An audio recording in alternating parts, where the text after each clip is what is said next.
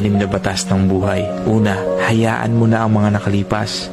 Palayain mo ang sarili mo para hindi ka na maapektuhan kung ano man ang ginagawa mo sa kasalukuyan. Pangalawa, ano man ang iniisip sa iyo ng iba ay wala ka ng pakialam doon. Hayaan mo lang sila at magpatuloy ka sa ginagawa mo. Pangatlo, hindi naman palagi kang nasa ilalim. Malay mo baka bukas, umangat ka naman. Halos lahat ng bagay ay magiging okay pagdating ng tamang oras. At sigurado, pagtatawanan mo na lang ang mga nakalipas.